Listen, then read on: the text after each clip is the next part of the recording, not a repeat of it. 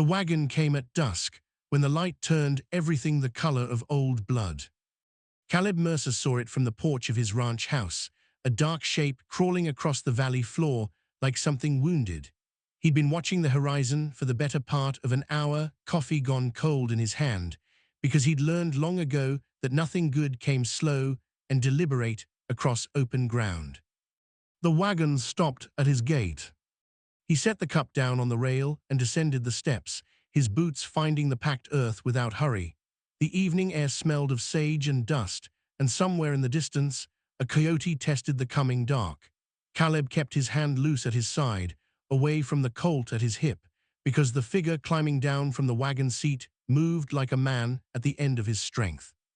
The stranger wore a preacher's collar, though the black coat was streaked with trail dust and something darker along the sleeve. He was young, too young for the gray at his temples or the weight in his eyes. "You Mercer?" the man asked, his voice rough as gravel. "I am." The stranger nodded, swaying slightly, and turned back to the wagon. He lifted the canvas flap with care, the way a man might open a door he feared would break. "Sir," he said, not looking back, "if they come, hide my sister." Caleb stepped forward. In the wagon bed, wrapped in blankets that had once been white, lay a girl. She couldn't have been more than 16. Her face was pale as candle wax, her dark hair matted with sweat.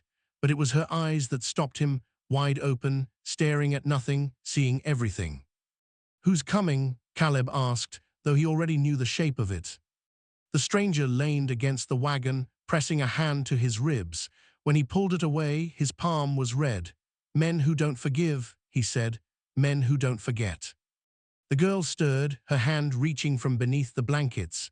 She was holding something, a small wooden cross, carved crude but held tight. Her lips moved, but no sound came. "What did you do?" Caleb asked. "I married a couple," the stranger said, meeting his eyes for the first time. There was no plea in his gaze, no begging, just the hard truth of a man who'd already made his peace. "White girl, Apache boy, I married them because they loved each other and because God doesn't see color the way men do." Caleb looked at the girl again. She was watching her brother now, her face still as stone, but her fingers tightened on the cross. "The girl's father," the stranger continued, "he rides with a crew, 12 men, maybe more. They burned the mission where I held the ceremony, hanged the boy from the bell tower. Would have hanged me too, but Sarah," he gestured to the wagon. "She got me out, cut me loose while they were busy." The silence that followed was heavier than the dusk. Caleb studied the man's face, reading the truth there. "Why bring her here?" "Because I'm not going to make it another mile," the stranger said simply, "and because I heard you were a man who doesn't run." "Heard from who?" "A drifter in Salada. Said you stood between a lynch mob and a Mexican family 3 years back. Said you'd do it again if it came to it." Caleb remembered. He remembered the rope and the shouting and the way the crowd had fallen silent when he'd cocked both hammers of the shotgun. He remembered the family's faces, the father's gratitude, the mother's tears, the children who didn't understand but knew enough to be afraid. He looked at the girl in the wagon. Her eyes found his, and he saw the question there, unspoken but clear. "Will you?" "What's her name?" Caleb asked. "Sarah," the stranger said. "Her name's Sarah Kane. Mine's Thomas." He coughed, a wet sound. "Reverend Thomas Kane, though I don't suppose the title means much anymore." Caleb moved to the wagon and reached in, lifting the girl as gently as he could. She weighed almost nothing. Up close, he could see the bruises on her arms, the cuts on her hands. She'd fought or tried to. The cross never left her grip. "Inside," he said, carrying her toward the house. Thomas followed, stumbling once, catching himself on the porch rail. By the time they reached the door, he was breathing in short, shallow gasps. Caleb laid Sarah on the narrow bed in the back room, the one that had been his daughter's before the fever took her. The girl's eyes tracked him as he moved, but she still didn't speak. Shock, maybe, or something deeper. When he returned to the main room, Thomas was leaning against the table, his face the color of old paper. Blood dripped steady from beneath his coat, pooling on the floorboards Caleb had scrubbed clean that morning. "How long?" Caleb asked. Till they find us, Thomas shook his head. They rode through the mission yesterday evening, tracked us to Crowley Creek this morning, lost them in the hills, but, he coughed again, they're coming, they won't stop. How many, you said? 12. Last I counted, Thomas tried to straighten, failed. I know what. I'm asking, I know it's not fair, but she's got no one else. Our parents are dead. He looked down at the blood. I'm already gone. Caleb walked to the window and pulled the curtain aside. The valley stretched empty and quiet, the last light fading to purple. Somewhere out there, men were riding, men with rope and fury and the kind of righteousness that didn't ask questions. He let the curtain fall. They'll go through me first, he said. Thomas closed his eyes. Thank you. Don't thank me yet. Caleb moved to the cupboard and pulled out bandages, whiskey, a needle and thread. He'd patched men before, men who'd crawled to his door bleeding from knife fights, gunfights, accidents with horses or barbed wire. The frontier didn't offer many choices when the nearest doctor was 2 days' ride. But when he turned back, Thomas had slid to the floor, his back against the table leg. His eyes were still open, still watching, but the light in them was dimming like a candle in wind. Sir, he whispered, hide my sister. Then the light went out. Caleb buried Thomas Kane at dawn in the plot behind the house where his wife and daughter rested beneath wooden crosses he'd carved with his own hands. The ground was hard and his back ached by the time he finished, but he didn't rush. A man deserved to be laid down with care, even a stranger. Especially a stranger who'd died asking for mercy he'd never receive himself. Sarah watched from the window. He'd checked on her twice during the night, once when the coyotes started howling, and again near midnight when the wind picked up and rattled the shutters. Both times she'd been awake, sitting upright in the bed, clutching that wooden cross. She hadn't spoken, hadn't cried, just stared at the wall like she was seeing through it to something on the other side. When he came back inside, wiping dirt from his hands, she was standing in the doorway of the back room. Her feet were bare, her dress wrinkled from the wagon ride, her hair still tangled, but her eyes were clear now, focused. He's gone, Caleb said, because there was no gentle way to say it. She nodded once, her throat worked, lips parting, but still no words came. Caleb poured water from the pitcher into a basin and gestured to the table. Sit, I'll make coffee. She moved slowly, like someone learning to walk again, and lowered herself into the chair. Her hands stayed folded in her lap, the cross hidden between her palms. The coffee boiled over iron silence. Caleb set a cup in front of her, then took his own to the window. The sun was climbing, turning the valley gold, beautiful country when it wasn't trying to kill you. They're coming, he said, not turning around. Your brother was right about that. Question is when. Behind him, he heard the scrape of the cup against wood. Then, soft as breath, tonight. He turned. Sarah was looking at him now, her face pale but steady. They'll come tonight, she said again, her voice barely there. They always ride at night. You've seen them before. I saw them at the mission. Her fingers tightened on the cross. I saw what they did to Michael. Michael, the boy, the one they'd hanged. Caleb pulled out the chair across from her and sat. Tell me. She was quiet for a long time, staring into the black surface of the coffee. When she spoke, her voice was flat, drained of everything but fact. His name was Michael Red Sky, Apache. He worked at the mission, helped Thomas repair the roof after the winter storms. I was teaching the children to read. She paused. We didn't mean to fall in love. It just happened. Your brother knew. Thomas knew everything. He said love was love, that God didn't make mistakes. A ghost of a smile crossed her face. He married us in the chapel, just the three of us and the candles. It was the happiest day of my life. Who found out? A traveler. He saw us together, Michael and me, walking by the river. We were just walking, but she swallowed. He went to my father, told him I'd been defiled by a savage. Caleb's jaw tightened. He knew men like her father, had fought alongside some, killed others. Men who measured worth by the shade of skin, who saw difference as disease. My father brought his crew, Sarah continued. 12 men, all of them loyal to him. They came to the mission at sunset, dragged Michael out while Thomas tried to stop them, beat Thomas until he couldn't stand, then made us watch while her voice cracked, while they put the rope around Michael's neck.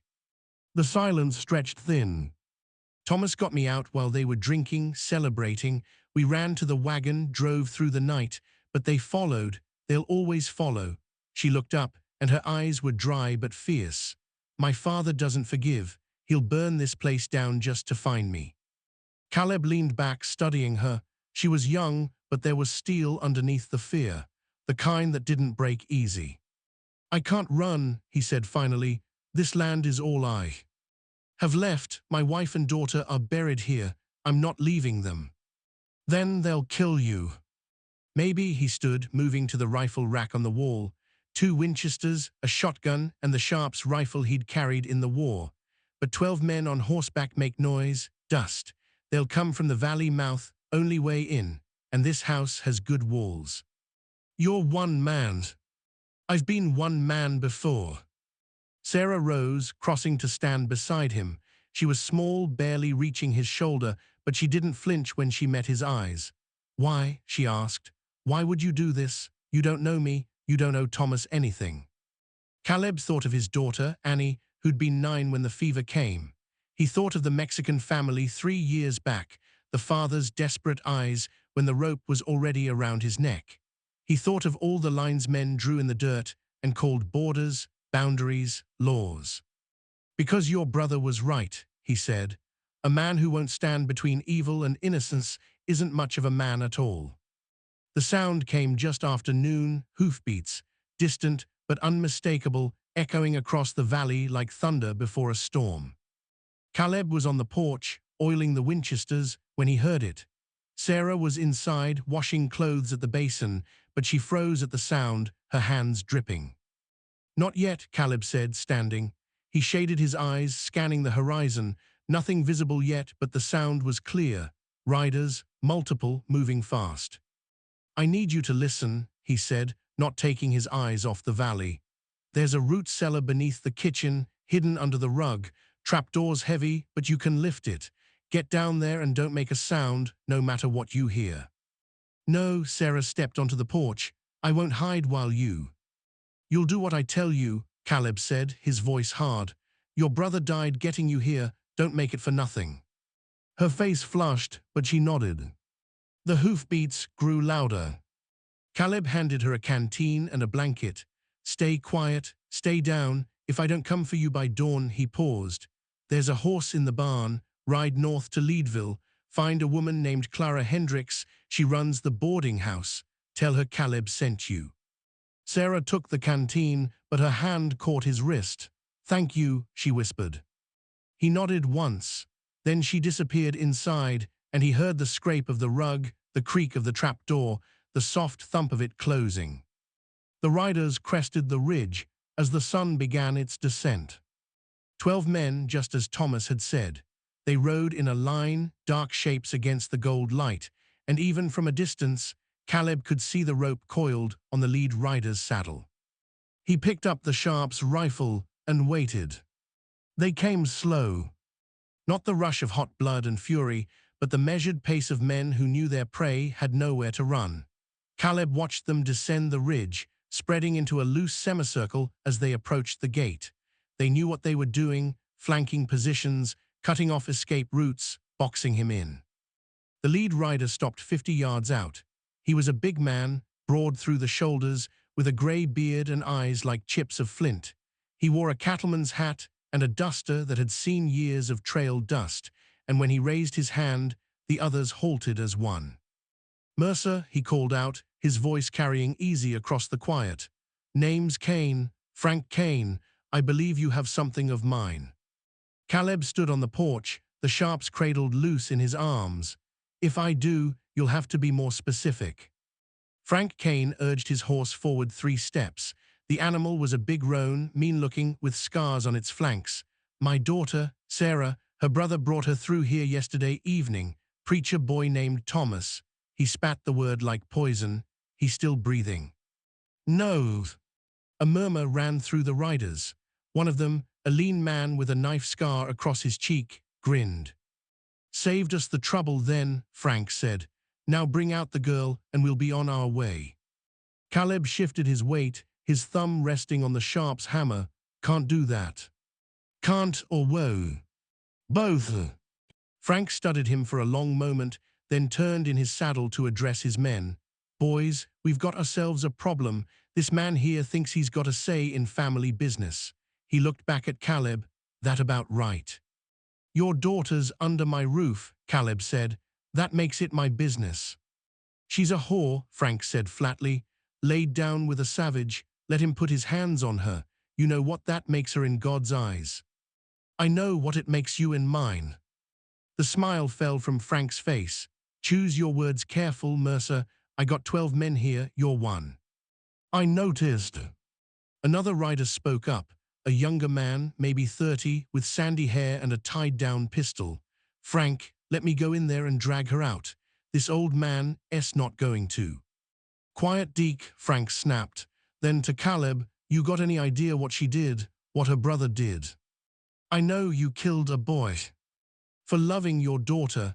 I know you beat a preacher half to death and burned a mission. That about cover it." Frank's jaw worked. "That boy was Apache. His kind killed my brother, scalped him and left him for the buzzards up near Bisbee.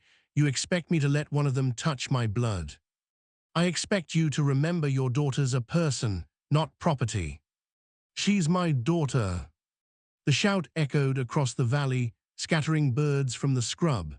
Frank's horse sidestepped, and he jerked the reins hard enough to make it toss its head. Caleb didn't move, not anymore. The silence that followed was the kind that came before storms, before avalanches, before the world tipped sideways. Frank stared at him, and Caleb stared back, and the space between them filled with all the things men carried: hate, pride, old wounds that never healed. Finally, Frank nodded to himself, like he'd made a decision. "All right," he said quietly. "All right, Mercer, you want to die for a girl you don't even know, that's your choice. But understand something, I'm taking her back, tonight, and when I do, she's going to answer for what she did, her and that dead preacher both." "Your daughter didn't do anything but love someone," Caleb said. "And Thomas died trying to save her. That's not sin, that's grace." "Grace," Frank repeated, tasting the word. Then he laughed, a cold sound. "You hear that, boys? Man wants to preach grace at us." He leaned forward in the saddle. "There's no grace out here, Mercer, just the strong and the weak, the righteous and the damned, and you just picked the wrong side." He wheeled his horse around and rode back to his men. They clustered together, voices low, and Caleb saw hands checking pistols, rifles sliding free from scabbards, preparing. He stepped back into the doorway, keeping the sharps trained on the group. His mouth was dry, and his heart beat steady but hard, the way it had during the war when the lines formed and everyone knew what came next. The sun touched the mountains, bleeding red across the peaks. Frank turned back one last time. "Last chance, Mercer, send her out and I'll let you live. You got my word." "Your word's worth what you paid for that rope," Caleb called back, "which is nothing." Frank's face went flat. He raised his hand. "Burn him out." The riders spurred forward. Caleb fired the sharps, and the lead rider, Deke, the sandy-haired one, flew backwards off his horse like he'd been kicked by God. The boom of the rifle was enormous, rolling across the valley, and for one frozen moment, everyone stopped. Then all hell opened its doors. The riders split, 6 going left, 5 right, circling toward the flanks of the house. Caleb dropped the sharps and grabbed the first Winchester, firing 3 times fast. One man clutched his shoulder and fell, another's horse screamed and went down, throwing its rider hard into the dirt. Gunfire erupted, slugs punching into the porch railing, splintering wood, shattering the window beside the door. Caleb dropped flat and rolled inside, kicking the door shut as bullets chewed through it. He crawled to the side window, shattered the glass with the rifle butt, and fired at the shapes moving through the dusk. Hit one in the leg, missed another. The air filled with smoke and noise and the metallic taste of fear. Outside, Frank was shouting orders, and the riders regrouped, pulling back to the gate. 3 men down, 9 still standing. Caleb reloaded with shaking hands, his ears ringing. A bottle arced through the air, trailing fire. It smashed against the porch, and flames roared up, hungry and fast, eating the dry wood. Another bottle followed, then another, and suddenly the front of the house was burning, black smoke pouring through the broken windows.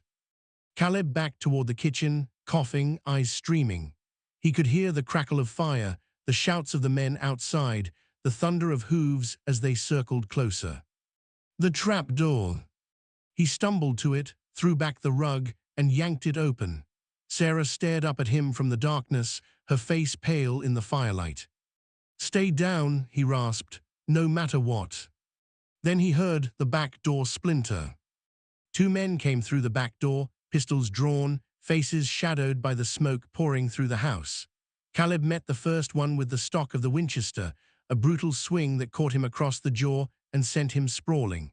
The second fired wild, the bullet punching into the ceiling, and Caleb dropped him with a shot to the chest before he could aim again. The silence that followed was broken only by the roar of flames consuming the front of the house. Caleb dragged the bodies outside, into the yard, then slammed the back door and shoved the heavy kitchen table against it. His lungs burned from the smoke, and his hands were shaking, not from fear, but from the simple arithmetic of it. 5 men down, 7 still out there, and the house was burning. He looked down at the open trapdoor. Sarah was climbing out her far. She streaked with tears and soot. "I told you to stay down," he said, his voice raw. "The smoke," she coughed. "I couldn't breathe." He grabbed her arm and pulled her toward the back door. "We are leaving. There's a trail through the rocks behind the house, leads up to the ridge. You can make it to the tree line before." "No." He stopped, turning to face her. "Sarah." "I'm not running." Her voice was steady despite the fear in her eyes. "I'm done running. If they're going to take me, they'll do it knowing what they are, knowing what he is." "You can't." "He's my father," she said, and the word came out like a curse. "I'm the only one who can stop this." Outside, the gunfire had ceased. The crackling of flames filled the air, and through the broken windows, Caleb could see the riders regrouping near the gate, silhouettes against the burning porch, waiting. He studied her face, the set of her jaw, the fire reflected in her eyes. She looked like someone who'd already died once and come back carrying the weight of it. "If you go out there," he said quietly, "he'll take you, and I can't promise I can stop him." "I know. And if you don't go out, we both burn." "I know that too." She touched the cross at her neck, the one her brother had carved. "But maybe there's another way. Maybe if he sees me, really sees me, he'll remember I'm his daughter before I'm whatever he thinks I am now." Caleb looked at the flames, then back at her. "That's a hell of a gamble." "It's the only one I have left." He was quiet for a moment, thinking of his own daughter, Annie, and the fever that had taken her. He'd held her hand through the worst of it, watched the light fade from her eyes, and felt the kind of helplessness that broke something inside a man. He'd have given anything to save her, anything. But Frank Kane had a living daughter standing in front of him, and he wanted her dead for the crime of loving someone. "All right," Caleb said finally, "but we do it my way." He moved to the cupboard and pulled out a white sheet, one of the few things he'd kept from his wife's linens. He tied it to the barrel of the Winchester and handed it to Sarah. "You walk out first," he said. "Slow, hands where they can see them. I'll be right behind you, rifle on Frank. The second he moves wrong, you drop flat and I drop him. Understood?" She nodded. They moved to the front of the house, where the fire had consumed the porch and was eating into the main room. The heat was overwhelming, and the smoke made it hard to see, but Caleb could make out the riders through the haze, still there, still watching. Sarah stepped through the door first, holding the white sheet high. The riders saw it, voices called out, and the silhouettes shifted, moving closer. Caleb followed, rifle shouldered, his finger on the trigger, tracking Frank Kane's shape in the smoke. They walked down the burning steps, across the yard, stopping 10 feet from the gate. The fire roared behind them, turning the night orange, and in that hellish light, father and daughter faced each other for the first time since the mission. Frank sat his horse, staring down at Sarah. His face was hard, carved from stone, but his eyes held something Caleb couldn't quite name. Grief, maybe, or rage so old it had calcified into something colder. "Sarah," he said, and his voice was almost gentle. "Daddy," she replied. The word hung in the air between them. "You know why I'm here," Frank said. "I know. You know what you did." "I loved someone," her voice didn't shake. "I loved him and he loved me, that's not wrong. He was Apache. He was Michael." She stepped forward and Caleb tensed, but she just stood there, small and fierce in the firelight. "He was kind, he was gentle, he made me laugh, and you killed him for it." Frank's jaw tightened. "He touched you, defiled you." "He married me." She pulled the cross from her neck and held it up. "Thomas married us. In the eyes of God, I'm Michael's wife, was his wife, until you," her voice broke, "until you murdered him. I was protecting you." "You were protecting your pride." The words came out like bullets, sharp and fast.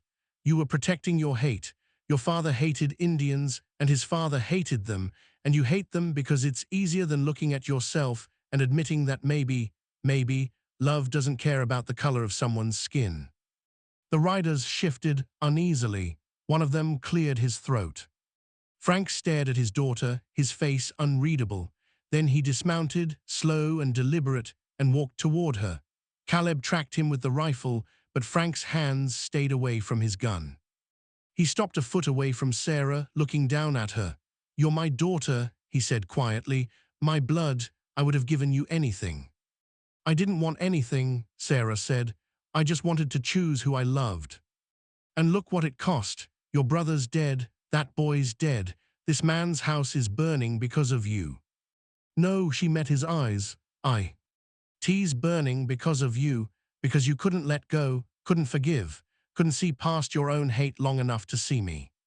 Frank raised his hand, and for a moment Caleb thought he might strike her, but instead he cupped her face, his rough palm against her cheek, and his expression crumbled. "I don't know how to fix this," he whispered. "Then let me go," Sarah said. "Let me go and stop this, please." Behind them, the house groaned, a deep sound, and part of the roof collapsed in a shower of sparks. Frank looked at the fire, then at his daughter, then at Caleb. His hand fell away from her face. "I can't," he said. And Caleb knew, in that moment, how it would end.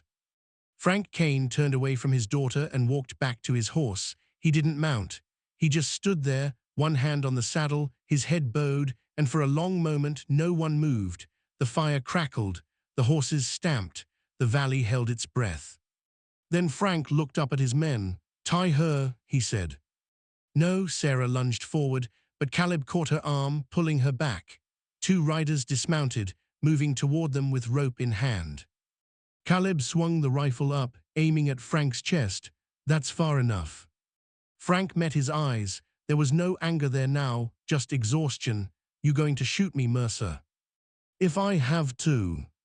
"Then do it, because I'm taking my daughter home, one way or another.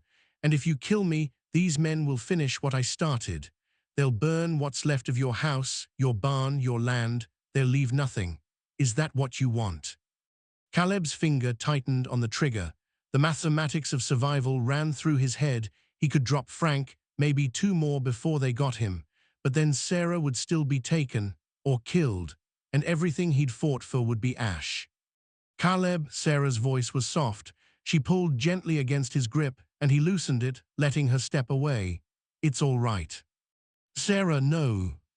She turned to face him, and she was crying now, silent tears cutting tracks through the soot on her face. "You've done enough, more than enough.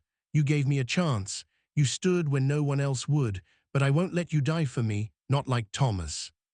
You go with him, he'll kill you. Maybe," she looked back at her father, "or maybe he'll remember who I am." Frank said nothing. The two riders approached, and Sarah held out her wrists. They bound them roughly, not meeting her eyes, and led her to a horse. She climbed into the saddle with her hands tied, her back straight, and looked down at Caleb one last time. "Thank you," she said. Then Frank mounted his horse and gestured, and the riders formed up around Sarah, boxing her in. They turned as a group, heading back toward the ridge, and Caleb stood alone in the yard, watching them go, the rifle hanging loose in his hands. The fire raged at his back, consuming everything. He should have fired, should have fought, should have. One of the riders broke from the group. Caleb raised the rifle, but the rider lifted his hands, showing they were empty.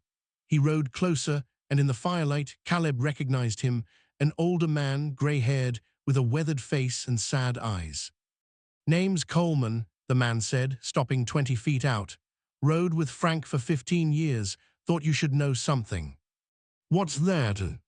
Frank Kane's not a bad man, not at his core, but he's carrying something heavy. His brother, the one the Apache killed, that was Sarah's twin. They were 8 years old, the three of them, when the raid came. Frank watched his brother die, watched his mother die, barely got Sarah out alive. Coleman paused. He's been trying to protect her ever since, only he forgot that you can't protect someone by caging them. Caleb said nothing. "I'm telling you this," Coleman continued, "because I don't think he'll kill her. I think he wants to. God knows he's convinced himself he should, but when it comes down to it," he shook his head, "she's all he's got left of the family that was taken from him, and I don't think he can pull the trigger." "Then why take her at all?" "Because he doesn't know what else to do." Coleman gathered his reins. "I'm riding out, can't be part of this anymore, but I wanted you to know you're a good man, Mercer, better than most. And what you did tonight, standing for that girl, that's the kind of thing that matters, even if it feels like it didn't." He tipped his hat and rode off into the dark, not toward the group, but away into the hills. Caleb stood alone as the fire behind him began to die, the main structure collapsing with a sound like thunder. He thought about Sarah, hands bound, riding away with her father.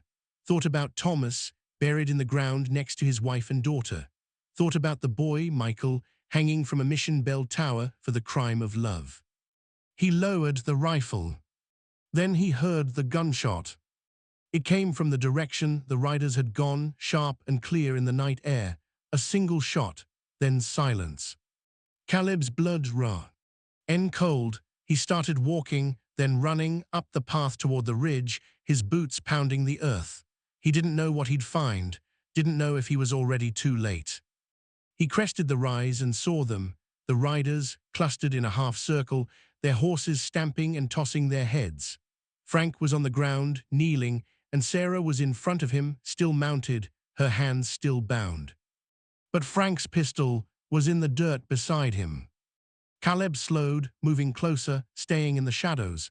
He could hear voices now, low and strained. "I can't," Frank was saying, his voice broken. "I can't do it, Sarah. I thought I could. I told myself you'd brought shame, that you'd betrayed everything. But you're my daughter. You're all I have left, and his voice cracked. "I don't know how to let you go, but I don't know how to keep you either." Sarah looked down at him, tears streaming. "Then let me choose, Daddy. Let me choose my own life. Even if you don't understand it, even if it hurts, just let me go." Frank covered his face with his hands. The riders watched, silent. One of them finally dismounted and cut the ropes binding Sarah's wrists. She slid from the horse and knelt in front of her father, taking his hands in hers. "I forgive you," she said. "For Thomas, for Michael, for all of it, I forgive you." Frank looked at her, and in his face, Caleb saw the collapse of a man who'd built his whole life on rage and found it empty. "I don't deserve it," he whispered. "None of us do," Sarah said, "but that's what grace is." Frank pulled her into his arms, holding her like she might disappear, and his shoulders shook with silent sobs. The riders turned away, giving them privacy, and Caleb stepped back into the shadows, his chest tight. He walked back to the house, or what was left of it. The flames had died to embers, the structure a blackened skeleton against the stars. He stood in front of the grave, Thomas's fresh earth beside his wife and daughter, and he felt the weight of all the lives tangled together in this place. The hoofbeats came an hour later. Caleb turned, hand on his pistol, but it was Sarah. She rode alone, her face calm, her eyes clear. She dismounted and walked to him, and without a word she hugged him, fierce and tight, and full of something he couldn't name. "He let me go," she said when she pulled back. "He's riding home. I don't know if I'll ever see him again, but he let me go." Caleb nodded. "Where will you go?" "North to Leadville, like you said. I'll find Clara Hendricks, start over." She looked at the ruined house. "What about you?" "I'll rebuild," he said simply. "It's what you do." She smiled, small but real. "Thank you, Caleb Mercer, for everything." "Take care of yourself, Sarah Kane." She mounted her horse and rode into the darkness, and Caleb watched until she was gone, swallowed by the valley and the night. Years later, travelers passing through the valley would sometimes stop at the rebuilt ranch house and ask about the three grave behind it. Caleb would tell them the story, if they had time to listen, about the preacher who died asking for mercy, the girl who chose forgiveness, and the night a dozen riders came and one man stood between them and violence. Some believed it, some didn't. But on quiet evenings, when the wind moved through the sage and the light turned everything gold, Caleb would sit on his porch and remember. He'd remember the fear and the fire and the moment a father held his daughter and chose love over hate. And he'd know, deep in his bones, that some things were worth standing for, even if you stood alone.